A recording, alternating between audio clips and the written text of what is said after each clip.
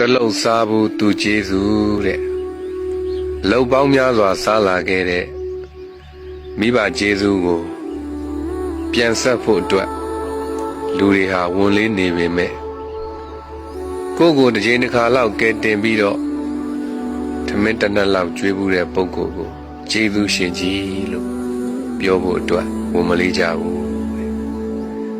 အမေနဲ့ဖေရှိတော့မှအမေနဲ့ဖေကိုမှီပြီးတော့ရတဲ့ကုသိုလ်တွေစူးစမ်းပြီးတော့လုပ်ကြရမှာဘဝဆိုတာခဏလေးပါအမေလို့ခေါ်ခွင့်ရှိနေတော့အဖေလို့ခေါ်ခွင့်ရှိနေတော့မှာအမေကိုမှီပြီးရနိုင်တဲ့ကုသိုလ်တွေအဖေကိုမှီပြီးရနိုင်တဲ့ကုသိုလ်တွေကိုစူးစမ်းပြီးတော့ပြုလုပ်ကြရမှာဖြစ်တယ်အမေမှလည်းပဲအချိန်ကန့်သတ်နေရှိတယ်ဖေဟာလည်းပဲအချိန်ကန့်သတ်နေမိမိဟာလည်းအချိန်ကန့်သတ်နေဖြစ်တယ်ဒါကြောင့်တန်ရာတကွေးမှာလာပြီးတော့စုံကြတဲ့လူချင်းချင်းတဦးရဲ့ကျေးဇူးကိုတဦးကသိမြင်နားလဲပြီးတော့ကျေးဇူးသိ၍